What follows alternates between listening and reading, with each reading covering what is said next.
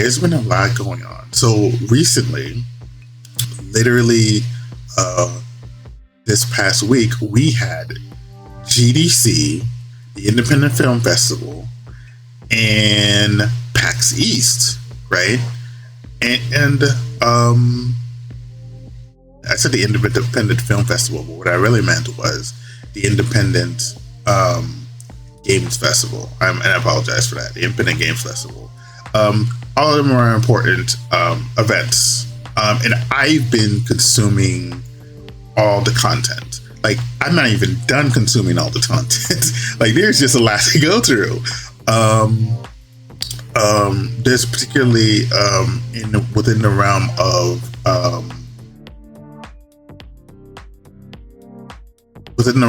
like the tech talks that are happening for Unreal and the Unreal Engine 5.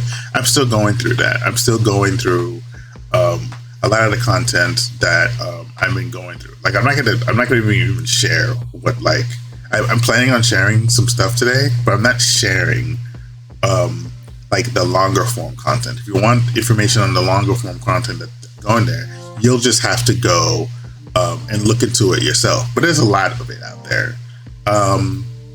I really want to take a look at the conventions because I don't want to see what they were marketing and what the tech is offering. The feeling, I want to read the room of like how the gaming industry is doing in general. I wanted to get a feel for how people were doing in general. And, you know, that's just one of the things that blew me back over the past like week or so. It's pretty interesting stuff. And to like not consume it properly, like ingest it and then process it correctly, I think would have been a mistake. That's far enough! Stay out of my way! Stand aside! I do not take orders from anyone! I don't have time for this. Neither do I.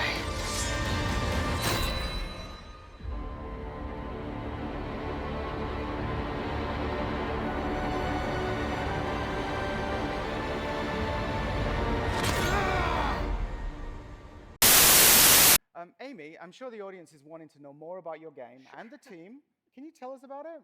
Sure. Well, as the trailer hopefully illustrates, we are creating a story-driven World War II era Marvel action-adventure game with an ensemble of playable heroes. But here's what's important to note. People might not think this. This isn't some custom demo that we made just for this show. That's our game. That is your right? You just saw in that trailer. They had to make it a point to like make sure that people understood that this is the actual fucking game. This is not just like something that we just threw out there. Like, and then like when you actually buy the actual product, that like it's gonna get like downgraded, because that's what used to happen when it comes to trailers and presentations like this. No, that's it. That's the actual game. And look, because part of our story is set in 1940s occupied Paris, we needed the world to have a really believable and visceral level of detail and grit, as you can see here. So, Roman, why don't we focus on the ground here for a bit? Now look at that. That's an amazing amount of detail. It would have been nearly impossible to get something this complex to run in real time without the new features in 5.4. So, Kim, let's talk about some of the levels of detail that we're seeing here. Sure. So, we're talking about Nanite's new adaptive tessellation feature. So, whilst Nanite lets you create environments like you're seeing here of incredible detail, the memory requirements can become impractical to realize for such a level of complexity across a huge level, without the need for lots of instancing. And we're just talking about dirt here.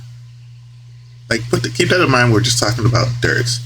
But to the degree that they wanted to take seriously the level of detail is quite appropriate, and it is necessary to create like an immersive experience like you would get out of a movie if you go into the movie theater, right? And so like as much as like we're simply talking about dirt, like it's important because the closer to realism it is, in this regard, in a game like this, the more people will get immersed in the experience. Realism isn't necessary to create a great game, but given the right, it's like, what it really comes down to is like, when you make your game, what type of experience are you trying to give to the player? And not all experience need to be created equal, but particularly like in the Marvel universe, a lot of people like highly value like a certain degree of realism that you'll be able to get out of a superhero movie, if that makes any sense. We thought that was a challenge and we wanted to deal with it. We're talking about dirt. We're talking about like the signpost. We're talking about like the burning fire.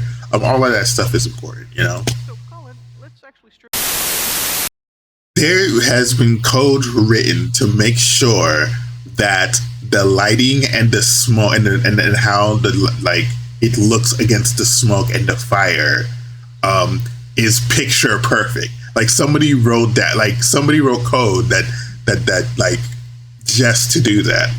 Like that's. We could have never achieved effects this realistic in the past. So this is what we call heterogeneous volumes.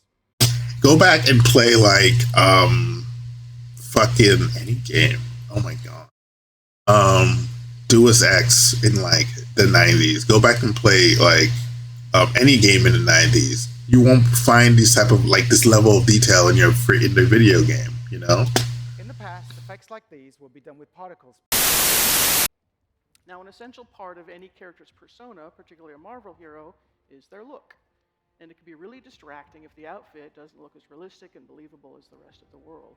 As you can see, Cap's leather uniform fits just like you would expect in real life with all. I want to say something about this. He looks like he looks like an actual like superhero on screen, right? Or at least it's a really freaking good like model of him. The correct material properties and the Exceptional 3D modeling work. From a technical. But I know who you are, Captain. America's hero, dancing around in red, white, and blue underwear. That shield that you hide behind does not belong to you. You are unworthy of it.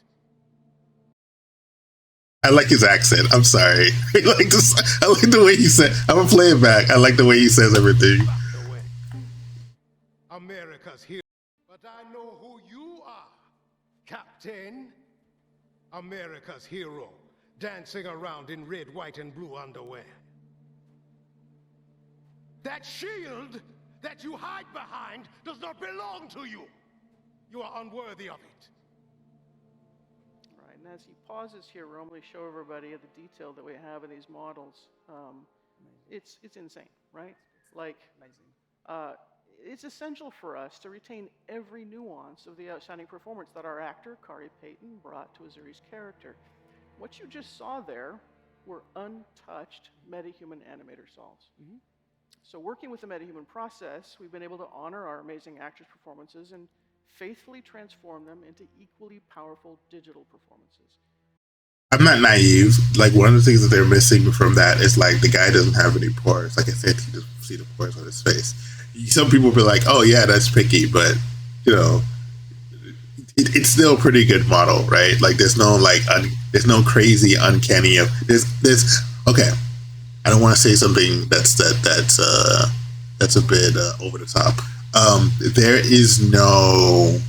I don't want to say there is no. There is very minimal uncanny valley that's happening here. It's there.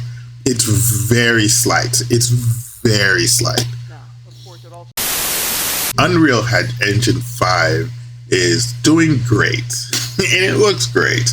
And I'm happy for the people who are working at Epic. They do great work. There's Unreal. There's Godot. There's Source. There is what else is out there? I literally had a running list of Unity. What the fuck? how am I forgetting about Unity? There's Unity, and then there are people that just make their own engines, and if I don't know for anyone, I would imagine that writing your own engine would be a Herculean task in of itself, right? And so, like, one of the things you could possibly do to just get right down to just writing your game is picking up Unreal Engine or Godot or Source or Unity, right? Or any other engine out there that I'm missing out. I think one of the things that I'm missing out is the one that runs Crysis.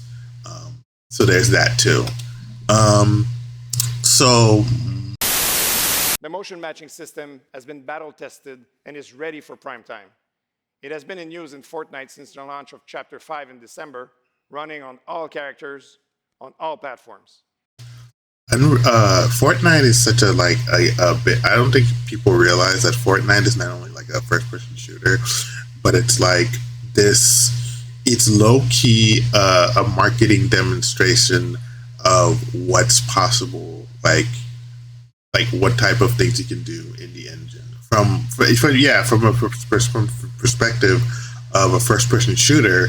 But like the fact that they're able to bring in all these different IPs and put it into Fortnite, it's just one big demonstration reel without needing to make a separate trailer for each and everything that that you would want in a video game. It really is an imagination trip of marketing, and it's it's Fortnite Battle Royale is one of the best things that Epic can do to display to demonstrate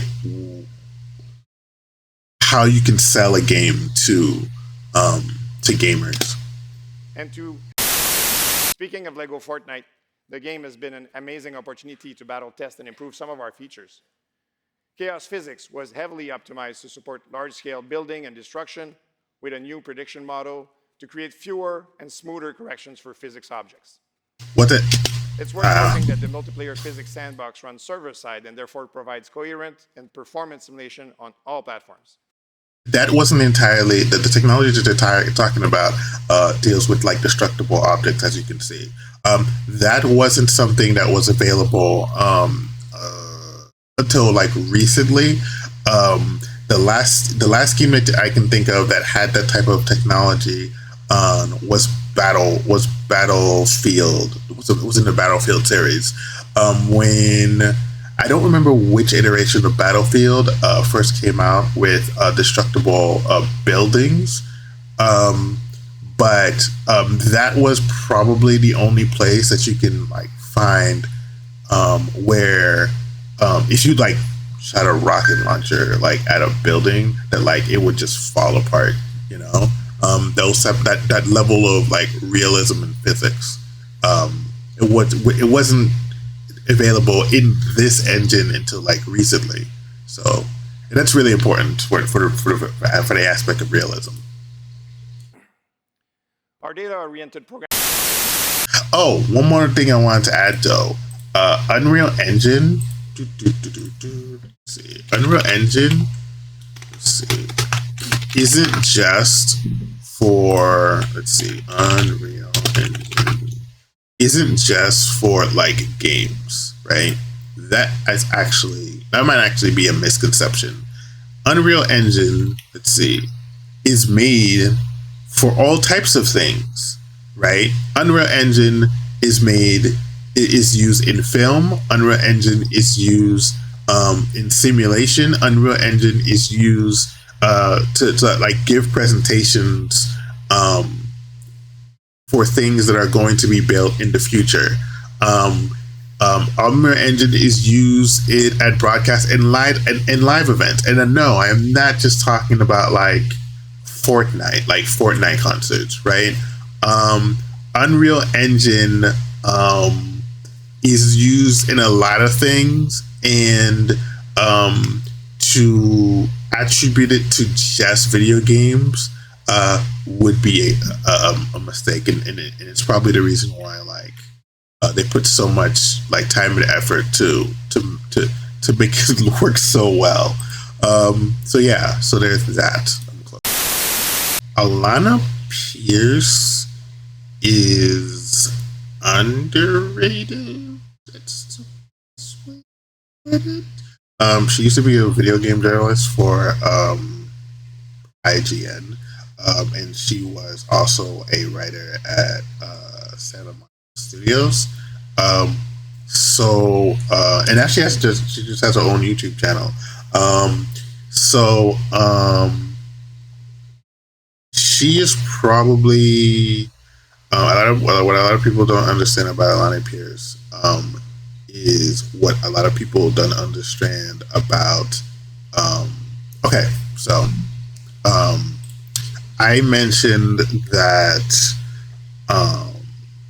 that it was important, that it might have been important, or I may have implied that it may have been important to get an idea of like what developers are thinking, and like how to read the room in terms of developers.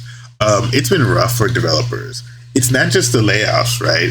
It's like the constant fucking criticism that gets hurled at them, like when they're making games. That's just utterly ridiculous. One of the things that people are missing out of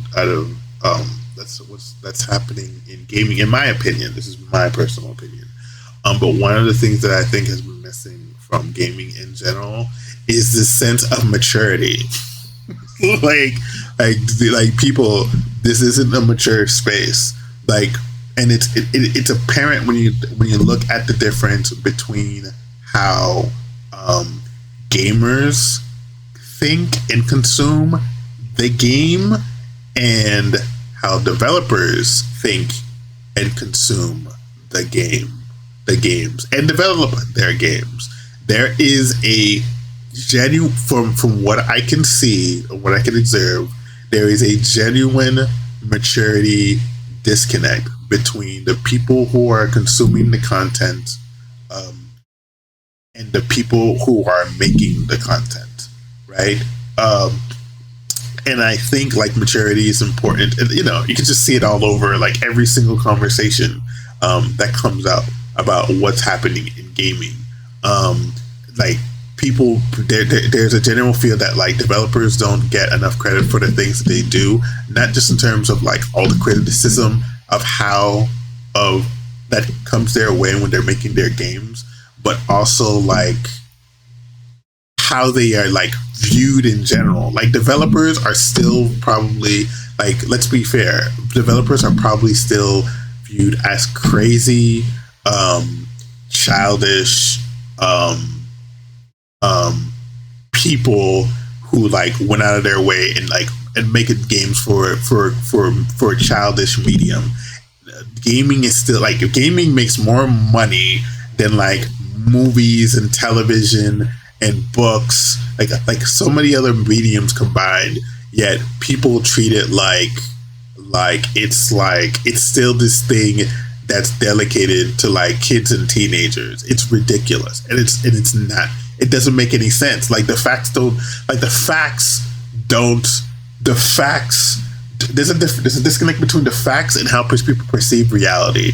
And once that's apparent, you can see that is apparent. Like the people who have this judgment that like people who are in the space who care about games, whether they're like gamers or developers, maybe not businessmen. I mean, the businessmen may be making the business decisions. I don't know about them, but the people who consume the content and the people who make the stuff, like there's a sense that like maturity doesn't exist, and maturity has to exist like if the medium is taken seriously. But that's on the people that make incorrect judgments about the people who make the games. Like the people who make those incorrect judgments about the people who make the games. I mean, you can argue that like people don't really think that, but people still really think that. Like, just to be fair, or else things would be more along than they are right now. Yeah, there's just the people who are having negative opinions about the people who make games, that they like they're just as immature as the gamers. A lot of the gamers, you can tell from like a lot of the gamers from how they talk like to each other. They're also immature because they can't come. I think they're immature because they can't come to the simple. They can't come to the realization that no, these people who make the games are actually insanely mature, right? I mean, they're taking. Not only are they making they're making these games and they're getting this criticism for the most immature people on literally the face of the planet, but like they're also taking it in the nutsack in terms of like layoffs. Like another conversation that you won't hear that Alana Pierce brings up a lot is the fact that like the game developer space should be unionized because developers are getting treated like garbage, and that's probably the best thing that nobody realizes about Alana Pierce. She's a content creator that's mature. She's a mature content creator. She's like, look at all the fucking go to Twitch. Look at all the content that's on there. Look at it like everything. Look at the men that are playing the video games. Look at the women that are playing the video games. Look at the booby streamers that are playing the video games. Look at all of it and tell me like there isn't a maturity problem. Like there clearly is, right? She is like she's pretty fucking mature. She's probably one of the most mature people who's a media figure on the internet, and that is probably like underrated. So yeah, I don't think I've ever. Yeah, you should follow her.